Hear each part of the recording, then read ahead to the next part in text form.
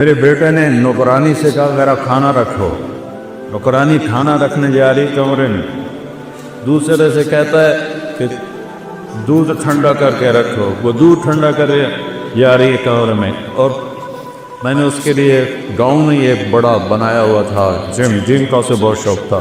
120 کلو کے ریپ لگا ہے، 120 کلو کے ریپ لگا ہے، اور 10 ریپ لگا کے نیچے رکھا، اور ساتھ ہی خود بھی نیچے جمع۔ کھانا بھی رہ گیا، دودھ بھی رہ گیا، ہم پیٹ سے رہ گئے، ہم روتے رہ گئے، اور موت اسے اٹھا کے لے گئی۔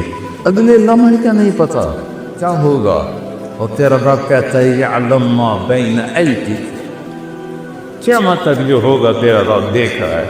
وما خلفہم، آپ پچھلے لمحہ نہیں یاد کر سکتی ہے میں نے کیا کیا تھا، پتہ نہیں کیا کہا تھا، پتہ نہیں کیا کیا تھا۔ اور میرا رب کہتا ہے آدم کی پیدائش سے بھی پہلے جب کائنات اولم ير الذین کفروا ان السماوات والارض كانتا رتقا ففتقناهما وجعلنا من الماء كل شيء، تمہیں یاد نہیں ہے کہ زمین آسمان کچھ نہیں تھا، ہم نے دھماکہ کیا اور کائنات کو پیدا کیا۔ اس دن سے لے کر آج تک جو کچھ ہے تیرے رب کی نظر کے سامنے ہے۔ میرے گناہ نہیں دیکھے بھائی، میری نافرمانیاں نہیں دیکھے گا۔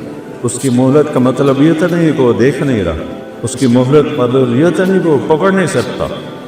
وَجَعَلَ مِنْهُمُ الْقِرَدَةَ وَالْخَنَازِيرَ،